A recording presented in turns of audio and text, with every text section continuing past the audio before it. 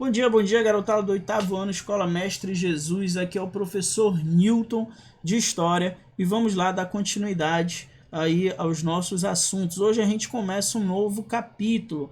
A gente vai falar com relação à independência dos Estados Unidos da América, certo? Esse país tão influente na nossa vida hoje, na atualidade. Você tem o dólar aí, uma das principais moedas do planeta, né? Você tem a língua inglesa, muitas vezes sendo exigida para determinadas funções dentro do nosso país, mesmo a gente falando português. Você tem os Estados Unidos como uma das maiores potências globais, né? Então a gente vai entender como ocorreu o processo de independência desse que hoje é um grande país, certo? Lembrando que a gente está falando de processos que tiveram influência das ideias iluministas. Falamos de Revolução Francesa, depois falamos das ideias iluministas na América, aqui no Brasil, Conjuração Baiana, Mineira. E agora vamos falar do processo de independência dos Estados Unidos, que também teve uma grande influência das ideias iluministas, certo? Vamos lá, gente, para a gente entender, vamos aqui ver as datas em que começaram essa colonização. Em 1607, a gente tem aí a fundação do estado, a colônia, né? Hoje é um estado, a colônia da Virgínia, tá? Que foi a primeira colônia inglesa na América do Norte. Um bom tempo depois, em 1620, nós já vamos ter aí puritanos fundando Massachusetts. Puritanos seriam protestantes calvinistas, certo? Esses puritanos fogem da Inglaterra, saem da Inglaterra por questões de perseguição religiosa. E quando chegam à América, eles fundam essa colônia, certo? Para que esses puritanos chegassem à América, gente, eles primeiro passaram por uma viagem que naquela época as condições eram precárias, falta de higiene, falta de alimentação, era bem custoso, era bem sacrificante você sair da Europa e viajar para a América. E quando chegou aqui, eles ainda têm que enfrentar um clima frio que vai prejudicar ainda mais aí os primeiros meses. No caso, vai prejudicar para que eles possam de fato se acostumar com a região. Lembra, eles saíram da Europa um outro contexto, uma outra estrutura, e agora eles vêm para a América, onde eles não têm essa estrutura, não têm esse contexto. Então eles têm aí que se aprimorar, eles têm que se acostumar, digamos assim, certo? Porém, os primeiros meses, o primeiro ano, vai ser bem complicado. Tanto é que no ano seguinte, quando eles conseguem ter uma boa colheita, quando eles conseguem se acostumar, quando eles conseguem se organizar, eles vão fazer uma festa que até hoje existe nos Estados Unidos, é da cultura deles, e você com certeza, você que assiste filmes, você que assiste séries que são norte-americanas, você já ouviu falar no Dia de Ação de Graças, né? E aí você pode se pensar, caramba, eu sempre pensei que o Dia de Ação de Graças fosse o Natal deles, porque eu vejo, tem peru, tem comidas fartas, a família se reúne para aquela refeição e tudo mais, e eu pensei que fosse tipo o Natal nosso. Gente, é uma festa diferente, tá? A ação de graças, ela começa com esses puritanos, onde eles vão fazer um agradecimento pela conquista de melhores condições de vida, um agradecimento pela colheita que deu certo. E aí eles vão promover esse banquete familiar como uma forma de agradecimento a Deus. Inclusive, quando eles fizeram isso na colônia, em Massachusetts, eles inclusive convidaram indígenas que participaram com eles dessa grande festa aí, desse Dia de Ação de Graças, e isso permanece até hoje na cultura norte-americana. certo? É sempre bom a gente conhecer algumas curiosidades, né, que a gente às vezes percebe aí em filmes, mas a gente não sabe muito bem do que se trata. Vamos lá. Fundação. Aqui esses dois primeiros pontos, gente, são os motivos que trouxeram os colonos para a colônia, né? Primeiro, perseguição religiosa. Esse é o principal fator que faz com que os puritanos venham para a América. Segundo, a política de cercamento de terras. A gente falou de política de cercamento de terras quando a gente falou de revolução industrial. Eu falei para você que o Estado inglês vai pegar as terras comunais e vai transformar elas em propriedade privada e vai passar a vendê-las. Os camponeses que viviam nas terras comunais, mas não tinham dinheiro para comprá-las, eles então começaram a ser expulsos de suas terras.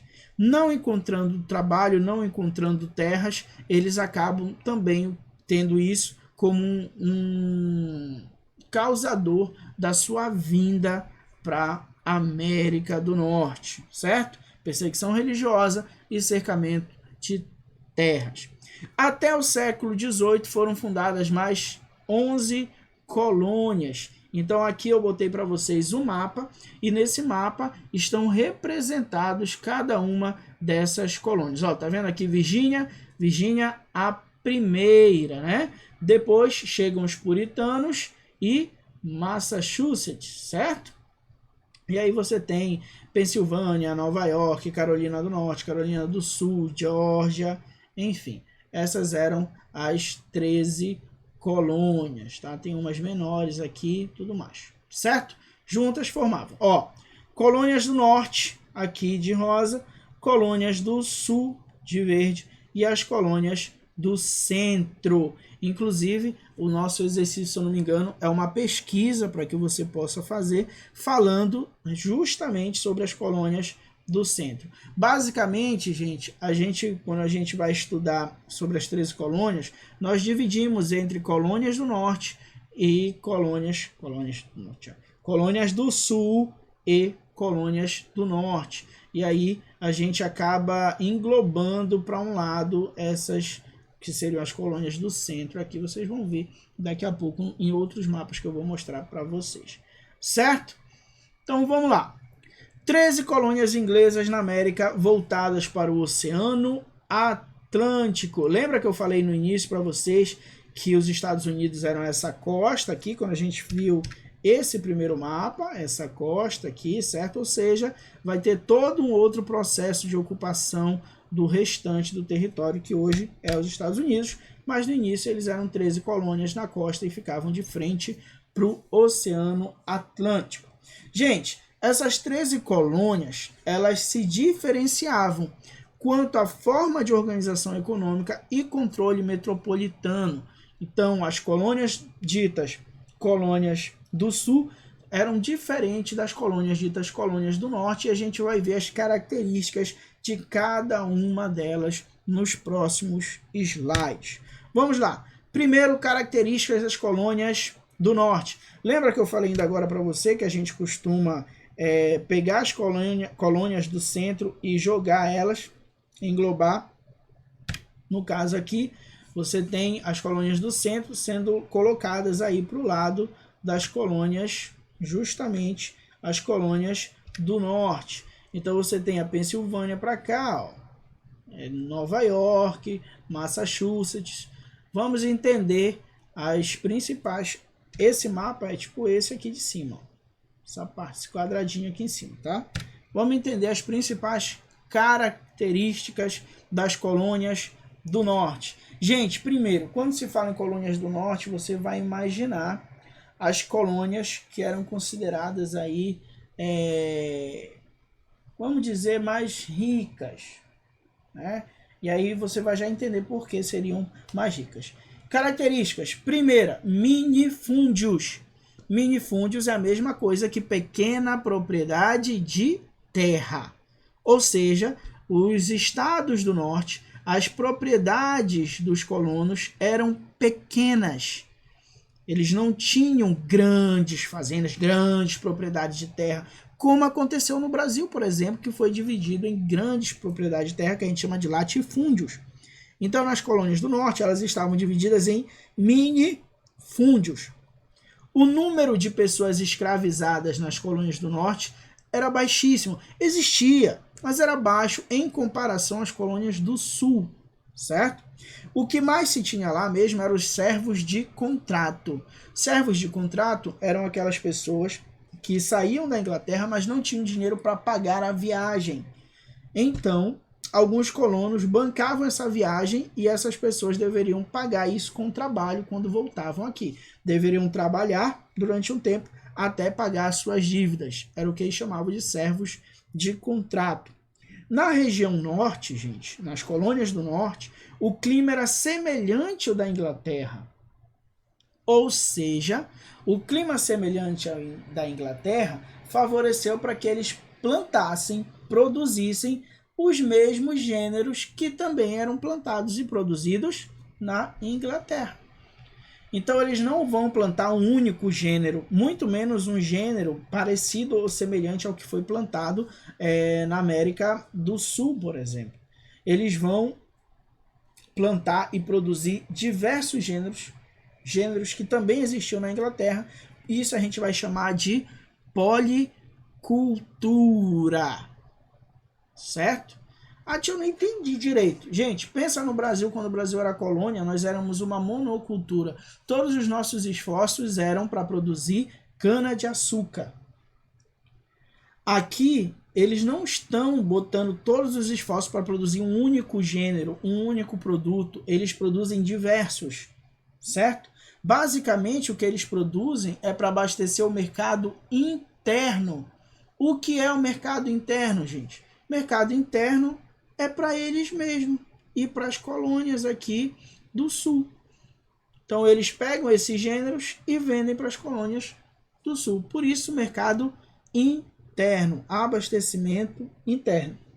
Como que era produzido nas colônias do norte? Basicamente, eram as mesmas coisas da Inglaterra. A Inglaterra não vai dar muita atenção para esse território. Ela meio que vai negligenciar. É o que a gente chama de negligência salutar. Ela não vai interferir muito, nem politicamente, muito menos economicamente no início, tá? Essa negligência ela não vai ser para sempre. No início. Então ela não vai ligar muito para as colônias do norte por essa questão. Então os colonos do norte, as colônias do norte, eles vão, vamos dizer assim, experimentar uma liberdade, uma consciência democrática, porque são eles que vão tomar as decisões, são eles que vão se organizar, porque a coroa inglesa não vai interferir tanto nessas colônias de início, certo? Colônias do sul. Gente, característica. Pensa aqui, põe tudo ao contrário, são as colônias do sul. E tá aqui, ó, a partir de Virgínia, Carolina do Norte, Carolina do Sul e Geórgia. Gente, nas colônias do sul, elas foram divididas em latifúndios, grandes propriedades de terra. A utilização de mão de obra escrava aqui era excessiva em comparação às colônias do norte. O clima era quente, era um clima mais tropical, o que favoreceu para a produção de gênero que não eram fortes na economia, mas que não eram produzidos na Inglaterra, como, por exemplo, o tabaco. Também o algodão fez parte, tá, gente? Mas o tabaco foi um dos principais produtos aqui. Abastecimento do mercado externo, ou seja, aquilo que eles produziam era para exportar, era para mandar para a Inglaterra, era para trocar, como a gente vai ver daqui a pouco, no mercado com as Antilhas, com o mercado africano e tudo mais. Ou seja, produtos destinados à exportação. Como o clima nas colônias do sul era diferente das colônias inglesas, era mais tropical e eles produziam essas coisas diferentes, a Inglaterra vai dominar de forma mais ostensiva, mais rígida a colônia do sul. Então, aquela liberdade que as colônias do norte tinham, as colônias do sul não vão ter. Como foi dividida em latifúndios, grandes propriedades de terra, e tinha uma mão de obra escrava muito grande, essa sociedade que vai se formar nas colônias do sul é uma sociedade marcada por uma grande desigualdade social. Um fator vai levar ao outro, certo? Para você entender, gente, é só pensar. Colônia do norte, as colônias do sul são o contrário, certo? Prosseguindo aqui, relativa à autonomia política e econômica das 13 colônias. Gente, a colônia, a metrópole inglesa, ela tentava controlar. Tá? Por exemplo, todos os estados, todas as colônias, elas tinham um governador que era escolhido pela metrópole. Porém, os colonos se organizavam também para organizar as colônias, organizar a administração, organizar a política dentro de suas colônias, certo? Por exemplo, existiam as assembleias, onde os colonos se reuniam para tomar decisões. Os colonos, por exemplo, eram quem escolhiam os representantes que iriam aí para os cargos públicos, certo? Você tinha o governador, mas esse governador não tomava decisões sozinho. Muitas vezes as assembleias acabavam tendo mais poder do que o governador que era enviado pela metrópole, certo? E isso vai proporcionar o surgimento de um mercado interno e externo. Lembra que no Brasil, Portugal cobrava muito para não haver contrabando e tudo mais? Pois é, essa relativa autonomia, o que é autonomia? Autonomia é autossuficiência, né, gente? É liberdade. Então, essa relativa autonomia que as colônias vão ter, as 13 colônias, vai fazer com que elas desenvolvam um mercado entre elas, internamente, e externamente, com outras localidades. Que é o que a gente vai ver aqui no comércio triangular. Mais uma vez, eu peguei o que estava lá no seu livro e eu dividi aqui para ficar entendido por você qual é a participação de cada localidade dessa no comércio triangular. E aqui o desenhozinho, tá? Representando como funcionava. Localidade, gente. As colônias, as 13 colônias, que aqui eu botei só como colônia, tá? Mas são as 13 colônias. Aqui, que seria a América do Norte. Europa, África e aqui as Antilhas, tá? Cada uma envia e recebe alguma coisa. Vamos começar pela Inglaterra, aqui na Europa. Gente, a Inglaterra mandava produtos manufaturados para as 13 colônias. Lembra, estamos no século XVIII. A partir de meados do século XVIII já tem a Revolução Industrial, ou seja, a Inglaterra já está produzindo produtos industrializados. Então, ela vai mandar justamente esses manufaturados aqui, tá? E industrializados. Manda aqui para a América do Norte, para as 13 colônias. As 13 colônias, gente, vão comercializar com as Antilhas. Eles vão vender para as Antilhas pescado, madeira e produtos manufaturados que eles pegaram da Inglaterra. E alguns foram produzidos aqui. Em troca, as Antilhas vão mandar melaço, né, ou cana-de-açúcar para as colônias e também para Inglaterra. Então, vai percebendo a formação dos triângulos aqui, certo? Já com relação à África, as 13 colônias mandavam para a África rum e tabaco. Voltava da África escravos, que aqui a seta só vem para as Antilhas, mas volta para cá também, certo, gente? Então, cada um, então na participação aqui, ó, a Inglaterra manda produtos manufaturados, o norte da América, as 13 colônias, produtos manufaturados, pescados, madeira, rum, tabaco, as Antilhas, melaço, e a África, fornecedora aí de pessoas escravizadas. Assim formava o que a gente chama de comércio triangular, certo? Gente, tem o exercício da página 18, por hoje é isso. Fiquem com Deus e até a próxima. Qualquer dúvida, é só entrar em contato. Abraço.